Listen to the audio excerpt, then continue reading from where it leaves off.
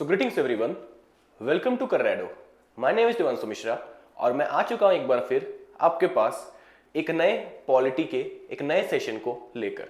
तो जैसे कि आपको पता है, हमने ऑलरेडी प्रियम्बल और साथ ही साथ टेरिटरी यानी कि part 1 of the Indian constitution जैसे टॉपिक्स को हमने ऑलरेडी कर लिया है, ठीक है, समझ लिया है और सीख लिया है।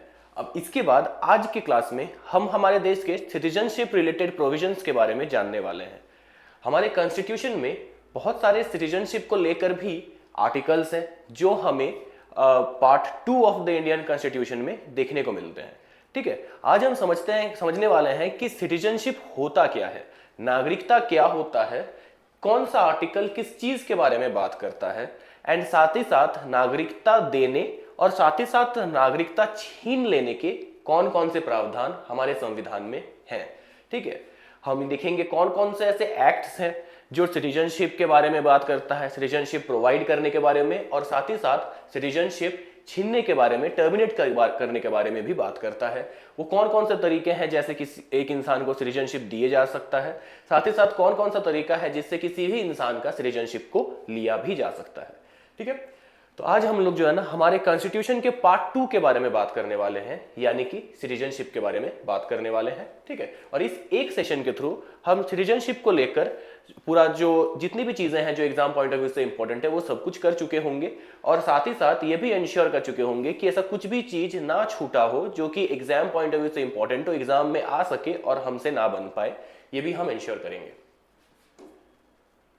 तो हमने preamble and union and it's territories ये हमने लास्ट 3 वीडियोस के थ्रू कर लिया है, preamble part 1, preamble part 2 and जो हमने जस्ट हाल ही में जो लास्ट वीडियो जो आपके इसी चैनल में जो है, इसी प्लेलिस्ट में आपको जो है ना, जिस प्लेलिस्ट में आपको ये वाला वीडियो मिल रहा है उसी प्लेलिस्ट में आपको जो है ना, इसी वीडियो के प्लेलिस्ट में आपको ये सारे तीनों वीडियो भी मिल जाएंगे। यूनियन एंड इट्स टेरिटरी ये भी हमने कर लिया है। अब हम पार्ट 2 में आ चुके हैं सिटीजनशिप में। So without wasting too much time चलिए हम लोग देखते हैं कि सिटीजनशिप होता क्या है। सो सिटीजनशिप का अर्थ होता है नागरिकता।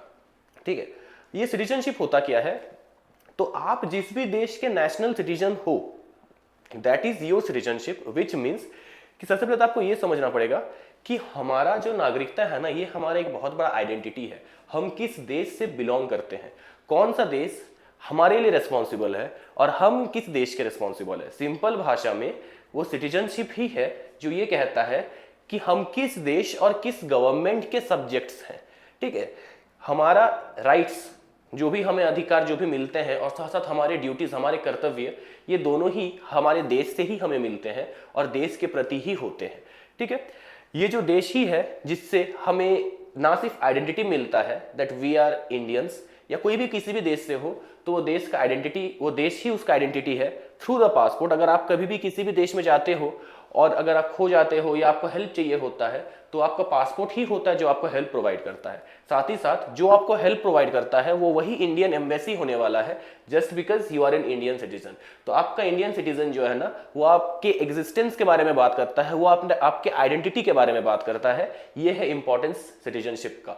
ठीक है, आप जो भी हवा पानी जो आप इंजॉय कर रहे हो, अब वो जो सर्विसेज जो आपको मिल रहे हैं, चाहे वो जैसे कि आप घर में जो सुकून से सो रहे हो वो इसलिए सो रहे हो क्योंकि कोई ना कोई हर वक्त जो है ना बॉर्डर्स में तैनात है जो आपको प्रोटेक्ट कर रहा है, जो आपको किसी भी इंसर्जेंसी या किसी भी अटैक से बचा रहा है।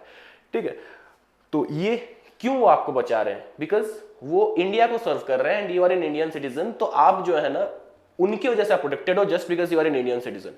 ठीक है, तो सिटीजनशिप एक बहुत इंपॉर्टेंट चीजें हो जाती हैं। सिटीजनशिप एक बहुत इंपॉर्टेंट चीज है बिकॉज वो इंश्योर करता है कि आपको आपके सभी राइट्स, आपके सभी अधिकार मिले जो कि आपके लिए जरूरी है, आपके पर्सनल ग्रोथ के लिए इंपॉर्टेंट है। सो सिटीजनशिप एक बहुत इंपॉर्टेंट चीज हो जाता है। आप अगर इंडिया के सिटीजन हो तो आप उस टाइम करेंटली किसी भी देश में रहो, ठीक है, आपका जो आइडेंटिटी होगा, आपको जो आइडेंटिफाई किया जाएगा आपके पासपोर्ट से, वो एज एन इंडियन ही आइडेंटिफाई किया जाएगा एंड आपको इवन उस देश में भी जो ट्रीटमेंट एंड जो राइट्स आप इंजॉय करोगे वो एज एन इंडियन सिटीजन ही इंजॉय करोगे। सो सिटीजनशिप जो है ना ये एक बहुत बड़ा डील होता है। ठीक है, बहुत इंपॉर्टेंट चीज होता है। अगर आपको जानना हो कि विदाउट सिटीजनशिप जो है ना लाइफ कैसा होगा, तो एक बार किसी रेफ्यूजीज को देख लो जो किसी देश के नहीं होते, ठीक है, वो किसी भी देश में अगर घुसे या रहना चाहे तो उस देश के प्रशासन, उस देश की सरकार उसे खदेड़ने में लग जाती है। उनको कहीं पर इतने बड़े दुनिया कितना बड़ा है, लेकिन उन्हें फिर भी कहीं भी रहने का जगह नहीं होता, कोई अधिकार नहीं मिलता, ना खाने पे, ना अनाज पे, यहाँ तक कि उस देश के पानी में भी उनका अधिकार नहीं होता। तो इतना इंपॉर्टेंस होता है, इतना ज्यादा इंपॉर्टेंस होता है सिटीजनशिप का। ठीक है, कोई भी देश को जो बनाया जाता है ना, तो सिर्फ टेरिटरी या क्षेत्र या ज्योग्राफिकल एरिया से वो देश नहीं बनता, जब तक उस देश में सिटीजन ना हो वो देश बन ही नहीं सकता। तो जैसे देश इंपॉर्टेंट होता है सिटीजन्स के लिए, वैसे सिटीजन्स भी इंपॉर्टेंट होते हैं देश के लिए। तो अब आपको एक ऊपर से आइडिया लग चुका होगा कि सिटीजनशिप होता क्या है, ठीक है, और उसका इंपॉर्टेंस क्या है। तो हमारे कॉन्स्टिट्यूशन का जो पार्ट 2 है वो बात करता है किसके बारे में, ना सिटीजनशिप के बारे में। ठीक है, तो सबसे पहले हम जानते हैं एक सिटीजन होता कौन है।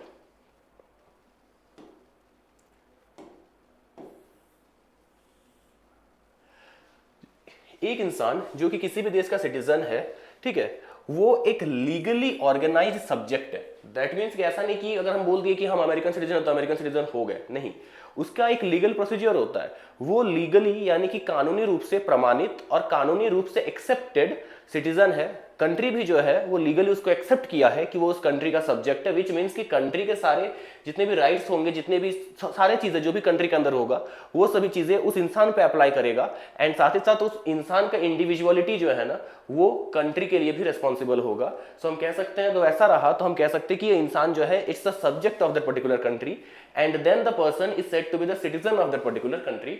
तो और वो चीज लीगली एड्रेस्ड होगा, लीगली रिकॉग्नाइज्ड होगा वो as the citizen of the country.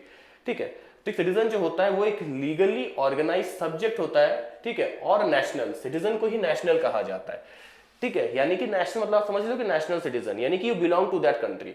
So अगर कोई चीज हमारे देश से बिलोंग करता है तो वो हमारे देश का नेशनल है। जैसे कि हमारे देश का नेशनल एनिमल है रॉयल बंगाल टाइगर। अब रॉयल बंगाल टाइगर बांग्लादेश में भी मिलते हैं, भूटान में भी मिलते हैं, बट इसका ये मतलब नहीं है कि जो बांग्लादेश में मिला वो नेशनल एनिमल ऑफ बांग्लादेश हो गया, या जो भूटान में मिला वो नेशनल एनिमल ऑफ भूटान हो गया। नहीं, बिकॉज वो हमारे इंडिया का नेशनल एनिमल है, तो कहीं भी चला जाए इट विल बी ट्रीटेड और it will be addressed as the national animal of India. तो वैसे ही अगर आप इस देश के सिटीजन हो, इस देश के नेशनल सिटीजन हो, तो भी आप किसी भी देश में चले जाओ, ठीक है, अनलेस एंड अनटिल आप उस देश का सिटीजनशिप ले लिए, ठीक है, जब तक आप इंडिया का सिटीजन अगर रहते हो तो आप किसी भी देश जो है ना घूमने फिरने चले जाओ, आप जो है ना उसको आपको ट्रीट किया जाएगा as an Indian national, as the national citizen of India.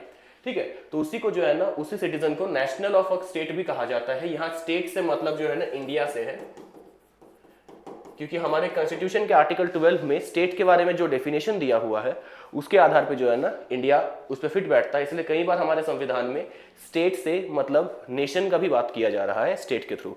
ठीक है, तो किसी भी देश का एक नेशनल सिटीजन जो है, ठीक है, या नेशनल सब्जेक्ट जो है वो एक सिटीजन कहलाता है। ठीक है, अब ये इंसान नेटिव हो सकता है, यानी कि हो सकता है कि वो इंसान जो है ना मूल रूप से उसी देश से जुड़ा हो, वो उसी देश का बासिंदा हो, उसका जन्म उसी देश में हुआ हो, तो उस केस में वो जो है ना नेटिव सिटीजन होता है। या फिर नेचुरलाइज्ड हो सकता है कि वो इंसान किसी और देश का सिटीजन रहा हो, बट उसने जो है नेचुरलाइजेशन के थ्रू या रजिस्ट्रेशन के थ्रू या किसी भी तरीके से वो किसी और देश का सिटीजनशिप या विदेश मतलब कोई फॉरेनर हो, उसने नेचुरलाइजेशन या फिर रजिस्ट्रेशन या पंजीकरण किसी भी तरीके से उन्होंने जो है इंडिया का सिटीजनशिप लिया है, वो उनका जन्म या उनका मूल जो है वो भारत नहीं है। तो ऐसे केस में भी जो है ना वो सिटीजन हो सकता है, but that would be called a naturalised और अ रजिस्टर्ड सिटीजन। वो नेटिव नहीं होंगे, जिनका मूल भारतीय है, जिनका जन्म भारतीय में हुआ है, वही नेटिव कहलाएंगे। जो दूसरे देश के सिटीजन रहे हैं एंड अलग अलग प्रोसीजर्स के थ्रू जो है उन्होंने इंडिया का सिटीजनशिप लिया है, उनको नेचुरलाइज्ड सिटीजन हम लोग कहेंगे। ठीक है, तो पहले इस पॉइंट से हमें क्लियर हो गया कि सिटीजन कौन होता है और कितने प्रकार के सिटीजन होते हैं। अब हम देखते हैं कॉन्स्टिट्यूशन में जो है ना 4 कैटेगरीज बताए गए हैं। कितने प्रकार के सिटीजन्स का बात किया गया है? 4 प्रकार के सिटीजनशिप प्रोविजंस का बात किया गया है। 4 टाइप के सिटीजनशिप प्रोविजंस का बात किया गया है, और ये सारे प्रोविजंस जो है 4 प्रोविजंस जो अलग अलग हैं वो 4 अलग अलग प्रकार के लोगों पे जो है लागू होता है, जिसे हम अलग अलग आर्टिकल्स के थ्रू देख सकते हैं। तो हमारा आर्टिकल 5 बात करता है ऐसे इंसान जो ऑर्डिनरीली रेसिडेंट ऑफ इंडिया है, मतलब कि वो सामान्य तौर पे भारत में रह रहे हैं। ठीक है, कितने सालों से? नॉट लेस देन 5 ईयर्स, 5 वर्ष या उससे ज्यादा वक्त से जो है वो इंसान भारत में रह रहे हैं।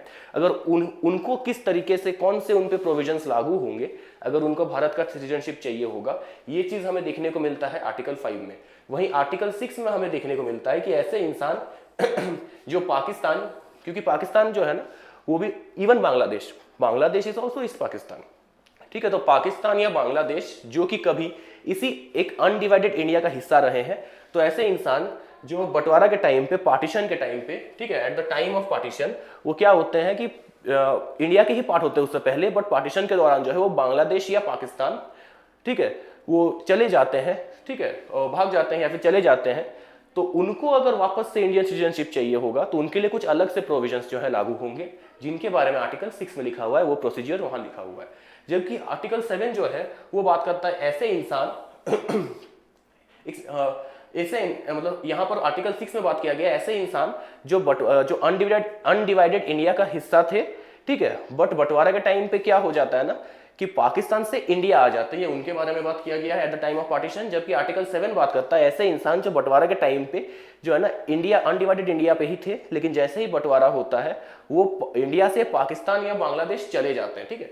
यहाँ पर एक थोड़ा सा करेक्ट कर लीजिएगा, आर्टिकल 6 बात करता है वो इंसान जो पाकिस्तान के जो रीजन्स हैं, बंटवारा के टाइम पे जो रीजन्स पाकिस्तान बन गए वहां से इंडिया आ गए। जबकि आर्टिकल 7 बात करता है कि जब पार्टीशन होता है इंडिया का, तो उस दौरान इंडिया से जो पार्ट्स पाकिस्तान बन गए, इंडिया से वो उन पार्ट्स में चले गए। तो इन दोनों का बात किया जा रहा है, ठीक है।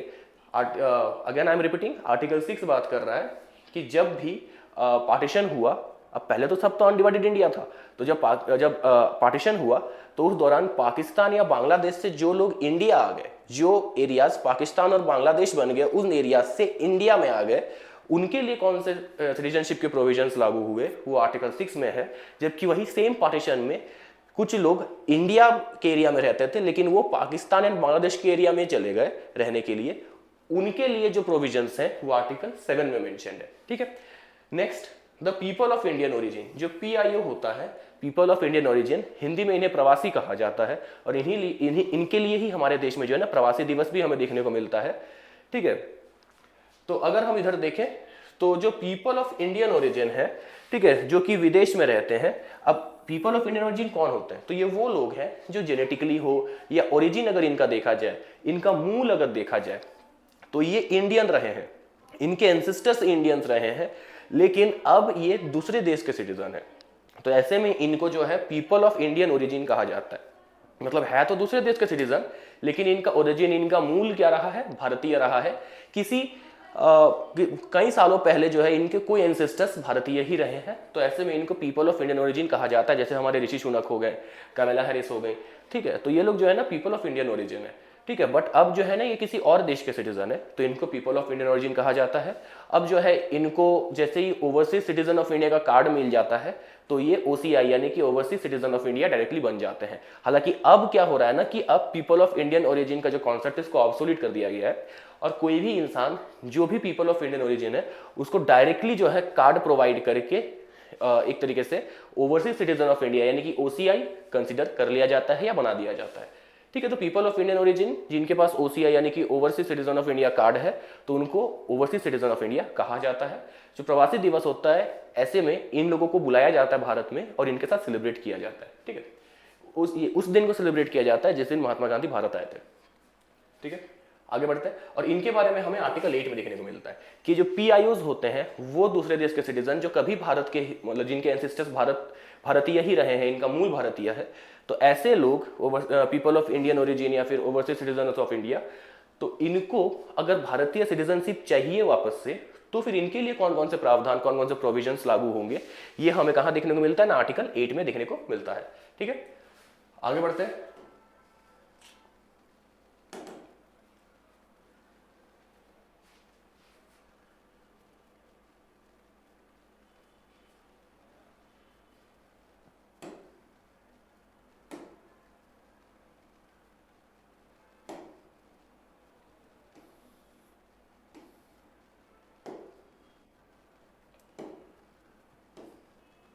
तो हमने ये कर लिया था।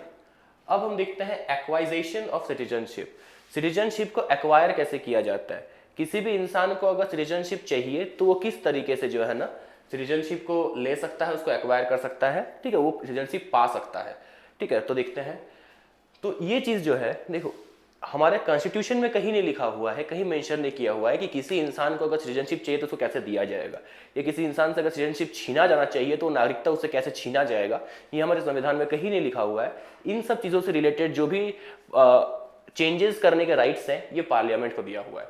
तो पार्लियामेंट में 1955 में एक एक्ट आता है जिसको कहते हैं सिटीजनशिप एक्ट ऑफ 1955, और इसी सिटीजनशिप एक्ट ऑफ 1955 के तहत ये निर्धारित किया जाता है, वो तरीके निर्धारित किए गए जिन तरीकों से किसी भी इंसान को ना सिर्फ नागरिकता दिया जाएगा बल्कि उस इंसान से नागरिकता छीना जाएगा।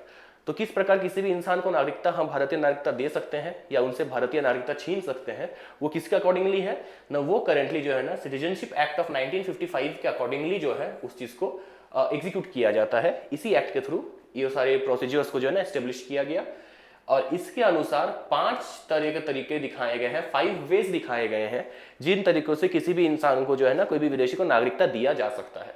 वो तरीके क्या क्या है? बाय बर्थ, ठीक है, तो हर एक इंसान जिसका जन्म जो है भारत में होता है, कब? 26 जनवरी 1950, क्योंकि 26 जनवरी 1950 में ही हमारा संविधान लागू हुआ, ठीक है, उसी को हम रिपब्लिक डे कहते हैं। उसी दिन हमारा संविधान लागू हुआ, उसके सभी प्रोविजंस लागू हुए। तो इसी वजह से जो भी इंसान 26 जनवरी 1950 के बाद, ठीक है, भारत में जिसका जन्म होता है, ठीक है, वो इंडियन सिटीजन कहलाएगा, ठीक है। The person born in India will also be the citizen of India if either of his parents was the citizen of India at the time of his birth. और साथ ही साथ जब उसका जन्म होता है, अगर उनके माता पिता में से कोई भी, या तो माता या पिता अगर उस टाइम पे उनका जन्म इंडिया में जिनका होता है और उनके माता पिता में से कोई भी एक जन भी अगर भारत का सिटीजन होता है, तो वो फिर बाय बर्थ हमारे इंडिया का सिटीजन कहलाएगा। तो यहाँ 2 प्रोविजंस होते हैं जिनका लागू होना मस्ट, इनका अप्लाई होना मस्ट है।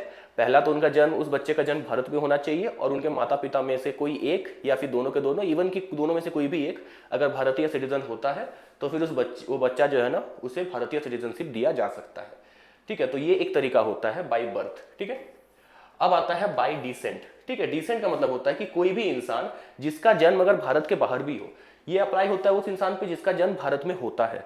लेकिन अगर किसी इंसान का जन्म भारत के बाहर भी हुआ हो, ठीक है, आउटसाइड इंडिया, आफ्टर 26 जनवरी 1950, ये हर एक प्रोविजन जो है ना 26 जनवरी 1950 यानी कि हमारे संविधान के लागू होने के बाद ही अप्लाई होता है, ठीक है, उससे पहले के लिए कुछ नहीं है।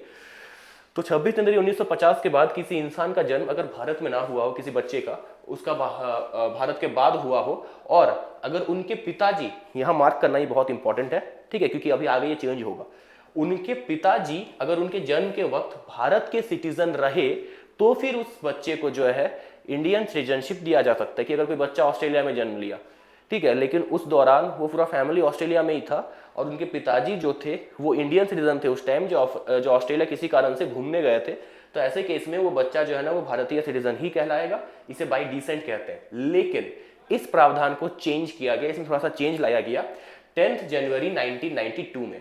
10 जनवरी 1992 में ये कंसिडर किया गया कि वाई सिर्फ मतलब फादर ही क्यों, मदर भी अगर उस टाइम पे बच्चे के जन्म के वक्त अगर इंडियन सिटीजन होती हैं, भले फादर ना हो, लेकिन अगर मदर भी अगर इंडियन सिटीजन होती है जिस टाइम उस बच्चे का जन्म किसी फॉरेन लैंड में हुआ हो, तो उस केस में भी उस बच्चे को इंडियन सिटीजनशिप दिया जाना चाहिए।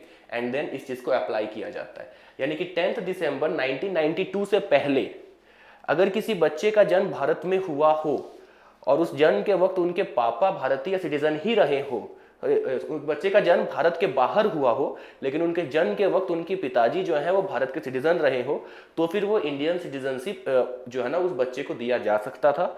अब क्या हो गया है कि अगर उस बच्चे का जन्म इंडिया के बाहर हुआ हो 1992 के बाद, दिसंबर 1992 के बाद, अगर उस बच्चे का जन्म भारत के बाहर हुआ हो और उसके जन्म के वक्त उनके माता या पिता दोनों में से कोई एक भी इंसान अगर भारतीय सिटीजन रहा हो, तो उस बच्चे को भी भारतीय सिटीजनशिप दिया जा सकता है। ये है जो प्रोविजंस है, ठीक है, बाय डिसेंट। ठीक है, तो हमने बाय बर्थ देख लिया, बाय डिसेंट भी देख लिया। अब आगे की जो 3 प्रोविजंस हैं हम वो भी देखते हैं। अब आता है बाय रजिस्ट्रेशन।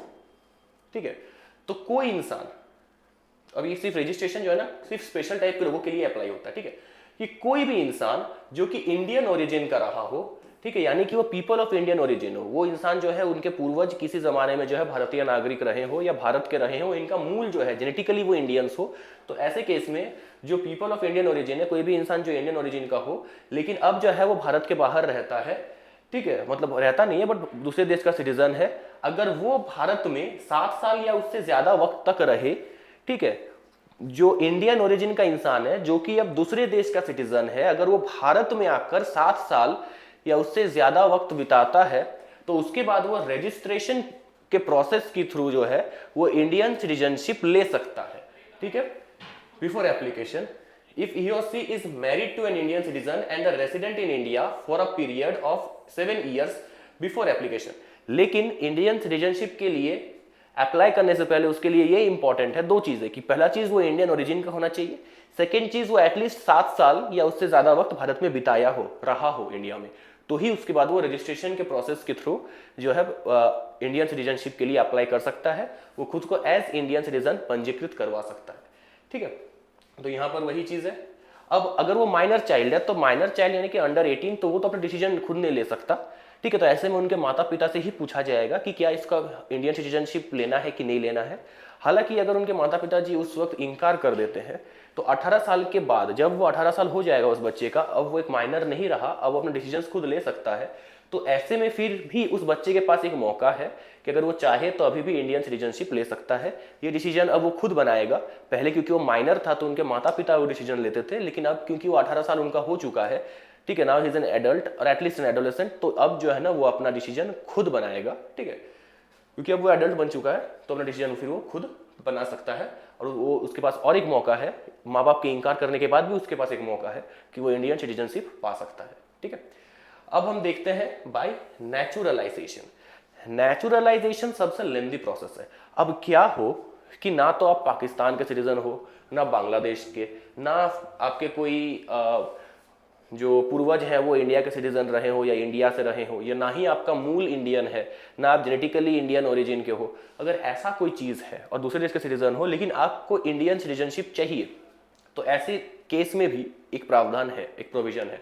अगर इस तरह का इंसान जिसका इंडिया से कोई भी लेना देना नहीं है, ना आपका जन्म इंडिया में हुआ है, ना आपके जन्म के वक्त आपके माता पिता में से कोई एक इंडियन रहे हैं, और इस टाइप के इंसान को अगर इंडियन सिटीजन बनना है तो उसके लिए क्या करना पड़ेगा ना, 12 साल या उससे ज्यादा वक्त उस इंसान को भारत में आकर रहना पड़ेगा। 7 साल नहीं, वो रजिस्ट्रेशन के लिए था, सिर्फ पीपल ऑफ इंडियन ओरिजिन के लिए। यहाँ पर कोई भी इंसान जो इंडियन ओरिजिन का नहीं है ये उसके लिए है। 12 साल या उससे ज्यादा वक्त उसे इंडिया में आके रहना पड़ेगा, गुजारना पड़ेगा as a resident of India, और उसके बाद ही जो है by the process of naturalisation उसे इंडियन सिटीजन कंसीडर किया जाएगा, उसे सिटीजनशिप प्रोवाइड किया जाएगा, ठीक है। Like an ordinary resident. अब देखो, सिटीजन मतलब होता है नागरिक, ठीक है, रेसिडेंट मतलब होता है निवासी, ठीक है। जैसे कि अगर हम इंडियन सिटीजन हैं लेकिन 6 महीना से ज्यादा वक्त से हम बाहर रह रहे हैं दूसरे देश में, ठीक है, but as an Indian citizen उस देश का हम सिटीजनशिप लिए नहीं है, सिटीजन हम इंडिया के ही है लेकिन 6 महीना के ऊपर टाइम से हम दूसरे देश में रह रहे हैं, तो मतलब उसके बाद फिर हम क्या कहलाएंगे ना, अब हम उस देश के रेसिडेंट हैं। सिटीजन तो हम इंडिया के ही हैं लेकिन रेसिडेंट हैं हम उस देश के, ठीक है। और फिर हमको एनआरआई यानी कि नॉन रेसिडेंट ऑफ इंडिया कहा जाएगा, which means I am a citizen of India but I am not resident in India. हम इंडिया में रह नहीं रहे, हम लोग दूसरे देश में रह रहे हैं, निवास कर रहे हैं, तो उस देश के रेसिडेंट है, और इंडिया के लिए हम एक नॉन रेसिडेंट बन जाते हैं, ठीक है, even though I am N Indian citizen फिर भी, ठीक है। तो ये था डिफरेंस सिटीजनशिप एंड रेसिडेंट के ऊपर, ठीक है, रेसिडेंस के ऊपर। अब बाय इनकॉर्पोरेशन ऑफ टेरिटरी, अब ये समझना सबसे आसान है। लेट्स से कि कल इंडिया किसी भी दूसरे देश पे अटैक करके उसके एक पर्टिकुलर पार्ट को खुद में शामिल कर लेता है, कंकर कर लेता है, हम लोग एनेक्स कर लेते हैं और उस पार्ट को हम लोग जीत लेते हैं, तो वो पार्ट भी इंडिया का ही हिस्सा बन गया, तो ऑटोमेटिकली उस पार्ट में रहने वाले लोग भी इंडियन सिटीजन बन जाएंगे। इतना सिंपल है, ठीक है। तो अगर इंडिया मान लेते हैं कि आने वाले वक्त में अगर लाहौर को अगर कब्जा कर लेता है, उस पर अटैक कर लेता है, या पाकिस्तान को हम लोग पूरा जो है ना जीत लेता है, तो वैसे केस में फिर जो भी एरिया अब जो है ना इंडिया का ही अब हिस्सा बन चुका है, तो वहां पर रहने वाले इंसान भी automatically without any following any procedure वो इंडिया का हिस्सा बन जाएंगे, ठीक है, मतलब इंडियन सिटीजन बन जाएंगे वो।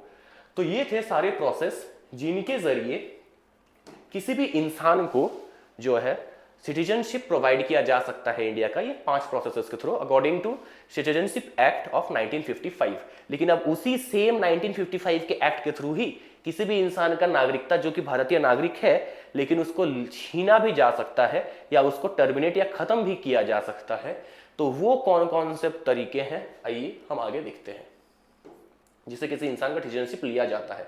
तो same act citizenship act of 1955 जो नागरिकता देता है उसी के अकॉर्डिंगली नागरिकता लिया भी जा सकता है और उसके लिए वो 3 प्रोसेसेस सजेस्ट किया है। पहला होता है बाय रेनंसिएशन।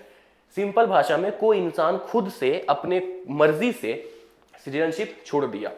अब होता क्या है ना, कोई भी इंसान मान लेते हैं कि वो इंडिया का सिटीजन है लेकिन उसको किसी और देश का सिटीजनशिप चाहिए। तो इंडिया क्या करता है ना, सिंगल सिटीजनशिप प्रोवाइड करता है, which means if you are a citizen of India you are not a citizen of any other country in the world. ठीक है, और ये हमने लिया है ब्रिटिश कॉन्स्टिट्यूशन से, बिकॉज अमेरिका में हमें दिखता है डुअल सिटीजनशिप, यानी कि आप अमेरिका के सिटीजन भी हो सकते हो और अमेरिका में बहुत सारे स्टेट्स हैं, आप उस स्टेट के भी किसी भी सिटीजन हो सकते हो। सो अगर आप लॉस एंजलिस में रहते हो तो आपका सिटीजनशिप ना सिर्फ लॉस एंजलिस से प्रोवाइड किया जाता है बल्कि यूएसए से भी प्रोवाइड किया जाता है, तो वहां पर डुअल सिटीजनशिप है। ब्रिटेन से हमने सिंगल सिटीजनशिप या एकक नागरिकता का प्रावधान लिया है, which means if you are a citizen of India then you are a citizen of India और आपको कोई दूसरा सिटीजनशिप नहीं होना चाहिए आपके पास, then only you are a citizen of India.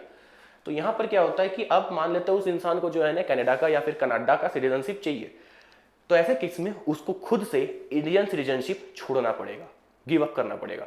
तो जब कोई इंसान खुद से अपने मर्जी से इंडिया का सिटीजनशिप छोड़ देगा और किसी और देश का सिटीजनशिप ले लेगा तो इस प्रोसेस को रेनंसिएशन कहा जाता है। ये उस इंसान के खुद के मर्जी से किया जाता है, इफ द पर्सन वॉलंटरीली मतलब खुद के मर्जी से, ठीक है, गिव अप कर देता है, छोड़ देता है इंडियन सिटीजनशिप ताकि वो दूसरा देश का सिटीजन बन सके, तो ऐसे केस में उसको रेनंसिएशन कहा जाता है। दूसरा प्रोसेस सिटीजनशिप को कैंसिल करने का किसी का, वो है टर्मिनेशन। अब कोई इंसान अगर किसी और देश का सिटीजनशिप ले लेता है without living the Indian citizenship और without giving up the Indian citizenship, तो वैसे में बिकॉज उसने दूसरे देश का सिटीजनशिप ले लिया है और इंडियन सिटीजनशिप जो है ना वो किसी और देश के नागरिकता के साथ शेयर नहीं हो सकता, तो इसी चलते उसका इंडियन सिटीजनशिप ऑटोमेटिकली कैंसिल हो जाता है, खत्म हो जाता है, खारिज हो जाता है, एंड इस प्रोसेस को टर्मिनेशन कहा जाता है। इन दोनों ही केसेस में उस इंसान ने दूसरे देश का सिटीजनशिप लिया लेकिन यहां पर अपने देश के सिटीजनशिप को छोड़ के दूसरा देश का सिटीजनशिप लिया, दिस इज रेनंसिएशन। और इसमें भी उसने दूसरे देश का सिटीजनशिप लिया बट उससे पहले उसने जो है ना अपने देश का सिटीजनशिप गिव अप नहीं किया था, जिस चलते दूसरे देश का सिटीजनशिप लेने के बाद इंडिया का सिटीजनशिप ऑटोमेटिकली क्या हो जाएगा, खत्म हो जाएगा, टर्मिनेट हो जाएगा, उसको छोड़ना नहीं पड़ेगा, ऑटोमेटिकली वो खत्म हो जाएगा। एंड इस प्रोसेस को कहा जाता है टर्मिनेशन। अगर पर्सन एक्वायर करता है फॉरेन सिटीजनशिप लेकिन खुद का इंडियन सिटीजनशिप को गिव अप नहीं करता है तो उसके ऑटोमेटिकली जो है इंडियन सिटीजनशिप उसका ऑटोमेटिकली टर्मिनेट हो जाएगा, विच इज कॉल्ड टर्मिनेशन। ठीक है, अब बात करते हैं डेप्रीविएशन। ठीक है, तो ये डेप्रीविएशन क्या है? डिप्राइव मतलब होता है किसी को कि कोई भी इंसान तक किसी चीज को रोक देना या कोई भी इंसान को किसी चीज से दूर करना, ठीक है, जानबूझ के, और इसको कहते हैं डेप्रीविएशन। अब ये होता क्या है बताते हो। लेट्स से कि यहाँ पर आपका किसी भी देश के सिटीजनशिप को लेने से कोई भी लेना देना नहीं है। अब होता क्या है, मान लेते हैं कि इंडिया का किसी और देश के साथ राइवलरी चल रहा हो, एनिमीशिप चल रहा हो या वॉर फील्ड्स में हम लोग हो या फिर हमारे देश में किसी भी देश का घुसपैठ हुआ, मतलब कोई भी अगर बात किया जाए ना तो कोई मिलिटेंसी हमें देखने को मिल रहा है या वॉर देखने को मिल रहा है या एक्सटर्नल अग्रेशन देखने को मिल रहा है या हमारा देश या तो मतलब वॉर में है या डिफेंड कर रहा है खुद को किसी और कंट्री से, मतलब right now we can say. अब होता तो ये है कि इंटरनेशनल रिलेशंस में there are no permanent friends और permanent enemies, there are just self interest. लेकिन यहां पर क्या हो रहा है कि कह सकते हैं कि इस टाइम पे ये पर्टिकुलर देश हमारे इंडिया का दुश्मन बन के बैठा हुआ है और उस केस में अगर कोई भारतीय नागरिक जो इंडियन सिटीजन हो वो किसी उस एनिमी देश के साथ अगर इंपॉर्टेंट इंटेल या इंफॉर्मेशन शेयर करे जिससे हमारे देश को नुकसान हो, यानी कि खा पी तो रहा है हमारे देश का, बोलता है ना खाओ किसी देश का गाओ किसी देश का वाला का सीन कर दिया, दैट मीन्स कि वो है तो इंडिया का सिटीजन, आइडेंटिटी का फायदा उसको इंडिया का मिल रहा है, ठीक है, सभी रिसोर्सेज वो इंडिया के एक्सप्लॉइट कर रहा है, लेकिन काम किसके लिए आ रहा है, किसी और देश का जासूस बन के हमारा इंडियन सिटीजन किसी और देश के लिए जासूसी कर रहा है, किसी और देश कोई इंफॉर्मेशन पहुंचा रहा है, तो ऐसे केस में उसको देशद्रोही करार दिया जाता है एंड उसका इंडियन सिटीजनशिप छीन लिया जाता है। डजंट मैटर वो दूसरे देश का सिटीजन हो ना हो, उसको लेना हो ना लेना हो, फर्क नहीं पड़ता, उसका इंडियन सिटीजनशिप छीन लिया जाता है बिकॉज देन उस पर देशद्रोह लग जाता है, उसने दूसरे देश का साथ दिया अपने देश के खिलाफ, now the person is a traitor and उस केस में, देशद्रोह के केस में उसका सिटीजनशिप को छीन लिया जाता है, रिस्पेक्टिव ऑफ कि वो दूसरा देश का सिटीजनशिप ले रहा है कि नहीं ले रहा है, उससे फर्क नहीं पड़ता। एंड इस प्रोसेस को जो है ना डेप्रीवेशन कहा जाता है, ठीक है।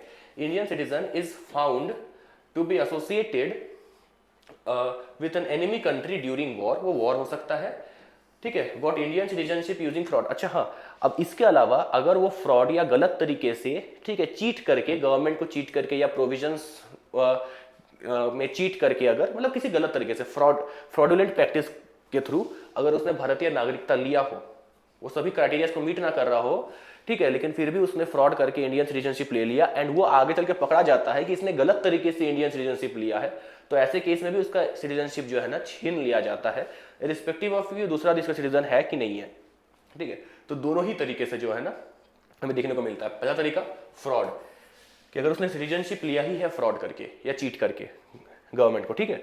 एंड दूसरा shows disloyalty towards the Indian constitution, अगर भारत या भारतीय लोग या भारतीय संविधान के प्रति, ठीक है, वो अगर बेवफाई करता है या फिर अगर देखा जाए तो वो गद्दारी करता है एक तरीके से, दूसरे देश का साथ देता है, वो ट्रेटर या देशद्रोह कर, मतलब ट्रेटर बन जाता है, वो देशद्रोह करता है, दुश्मन देश का साथ देता है, तो या जासूसी करता है किसी और देश के लिए, तो ऐसे केस में भी जो है उसका सिटीजनशिप छीन लिया जा सकता है, अलॉन्ग विथ कि अगर वो फ्रॉड करके अगर सिटीजनशिप लिया हो तो जैसे उस केस में छीना जाता है, इस केस में भी छीना जाता है, ठीक है। अब इसमें ये मैटर नहीं करता कि वो दूसरा देश का सिटीजन होना चाहता है या है कि नहीं है, वो फर्क नहीं पड़ता। अगर उसने फ्रॉड करके सिटीजनशिप लिया है, छीन लिया जाएगा। वो दूसरे देश के साथ, मतलब दूसरे देश के लिए जासूसी कर रहा है, इंडिया की इन्फॉर्मेशंस बाहर निकाल रहा है, ठीक है, दुश्मन का साथ दे रहा है, तो उस डिसलॉयल्टी के थ्रू तहत जो है उसका सिटीजनशिप कैंसिल कर दिया जाएगा इंडिया का, ठीक है। एंड देन वो भटकते रहेगा एक रेफ्यूजी बन के, ठीक है, जैसे धोबी का कुत्ता ना घर का ना घाट का वाला सीन हो जाएगा उसका, ठीक है। तो इसी प्रोसेस को डेप्रीवेशन कहते हैं। सो ये तीन processes, by renunciation, by termination and by deprivation, ये तीन प्रोसेसेस के थ्रू किसी का भी जो है ना सिटीजनशिप छीना जा सकता है।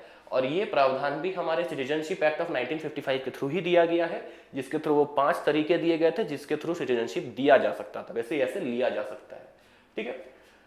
तो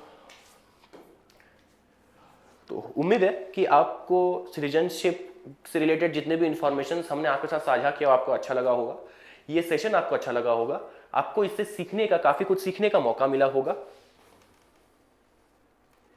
ठीक है। और ये सेशन जो है ये आपके काम आया होगा, ठीक है। आपने नोट्स भी बनाया होगा, अगर आपने नोट्स नहीं बनाया तो वापस से देखकर बीच में पॉज करके आप नोट्स बना सकते हैं।